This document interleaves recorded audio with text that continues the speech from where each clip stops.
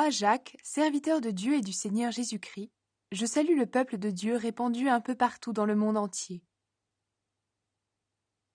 Résistez dans les difficultés. Mes frères et mes sœurs chrétiens, quand vous rencontrez des difficultés de toutes sortes, soyez très heureux. Vous le savez, si votre foi reste solide dans les difficultés, celles-ci vous rendent plus résistants. Il faut que vous résistiez jusqu'au bout, alors vous serez vraiment parfait et vous ne manquerez de rien. Si quelqu'un parmi vous manque de sagesse, il doit la demander à Dieu, et Dieu lui donnera cette sagesse. En effet, Dieu donne à tous généreusement, sans faire de reproches. Mais il faut qu'il demande avec foi, sans douter. Celui qui doute ressemble à une grosse vague de la mer que le vent soulève et agite. Celui-là ne doit pas penser qu'il va recevoir quelque chose du Seigneur. C'est quelqu'un qui ne sait pas choisir sa route. Tantôt il avance, tantôt il recule. Pauvreté et richesse. Le chrétien qui est pauvre et petit peut être fier, parce que Dieu lui donne une place importante. Le chrétien qui est riche doit être fier, parce que Dieu le rend petit. En effet, le riche ne dure pas. Il est comme la fleur d'une plante sauvage.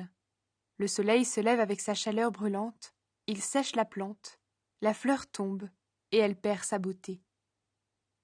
De la même façon, un jour, le riche va être balayé avec toutes ses activités. Dieu ne pousse personne au mal. Il est heureux l'homme qui résiste dans les difficultés. En effet, quand il aura montré sa valeur, il recevra la vie. C'est la récompense que Dieu a promise à ceux qui lui donnent leur amour. Quand quelqu'un a envie de faire le mal, il ne doit pas dire « c'est Dieu qui me pousse au mal ». Dieu ne peut pas avoir envie de faire le mal et il ne pousse personne au mal. Chacun est poussé au mal par son désir mauvais qui l'attire et l'entraîne. Et quand on laisse faire ce désir, il donne naissance au péché. Puis quand le péché a grandi, il donne naissance à la mort. Mes frères et mes sœurs très aimés, ne vous trompez pas. Tout ce qui nous arrive de bon, tous les plus beaux cadeaux viennent d'en haut. Ils viennent de Dieu, le Créateur du soleil et des étoiles.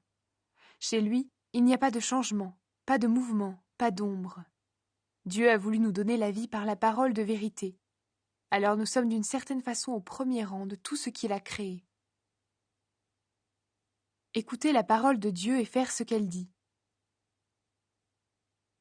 Mes frères et mes sœurs très aimés, vous devez savoir ceci. Chacun doit être rapide pour écouter, mais lent pour parler, lent pour se mettre en colère.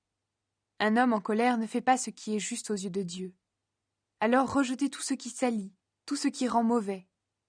Recevez avec douceur la parole que Dieu a plantée en vous. Elle peut vous sauver la vie. Ne vous contentez pas de l'écouter, mais faites ce qu'elle dit, sinon vous vous trompez vous-même. Oui, celui qui écoute la parole et qui ne fait pas ce qu'elle dit, voici à qui il ressemble. Il ressemble à un homme qui regarde son visage dans un miroir. Il se voit tel qu'il est, il se regarde puis il s'en va, et il oublie tout de suite comment il est. Au contraire, voici quelqu'un qui étudie avec attention la loi parfaite qui rend libre. Il reste attaché à cette loi, il écoute la parole, il ne l'oublie pas, et il fait ce qu'elle dit. Cet homme-là sera heureux dans ce qu'il fera.